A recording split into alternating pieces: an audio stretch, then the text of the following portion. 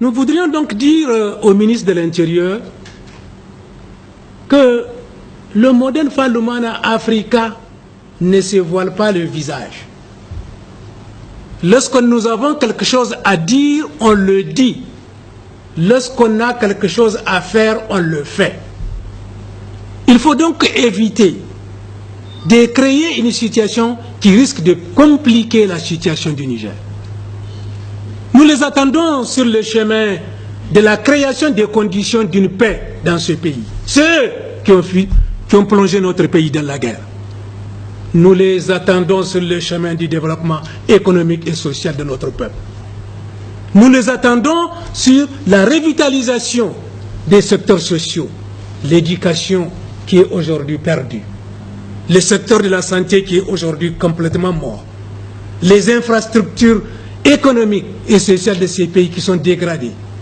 Nous les attendons sur le combat pour la restauration et la protection de l'environnement nigérien. Nous les attendons surtout dans la nécessité de faire en sorte que le Nigérien soit uni, qu'il puisse être fort, que nous puissions relever la tête partout et que nous puissions démontrer ce dont nous sommes capables et apporter notre contribution à l'essor et au développement de l'Afrique et du reste du monde. Nous ne les attendons pas et ce n'est pas dans les conditions qu'ils veulent qu'ils créeront une similitude entre les forces auxquelles ils font allusion en pensant que nous voulons instrumentaliser les forces islamiques. De manière à ce que certains de leurs partenaires, qui sont hostiles à l'islam, considèrent que nous aussi, nous faisons partie. Oui, nous sommes un peuple profondément islamique. Il s'agit de notre confession, nous sommes prêts à la défendre, mais nous acceptons que d'autres puissent aussi défendre la leur. Dans ce pays cohabitent toutes les confessions, toutes les idées, et nous sommes prêts à ensemble acheminer pour que dans ce pays il y ait de la liberté pour tous, que dans ce pays il y ait de la justice pour tous, et que dans ce pays il y ait un progrès partagé pour le peuple nigérien, qu'il partagera avec les autres peuples africains, mais aussi qu'il est prêt à partager avec les autres peuples du monde.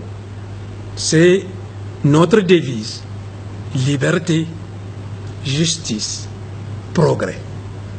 Nous sommes donc profondément choqués de cette systématisation du modèle Fallumana Africa, de considérer que nous sommes une espèce de personnes à exterminer. Voyez, en l'espace de 2-3 ans, c'est des dizaines de camarades de notre parti qui ont été emprisonnés.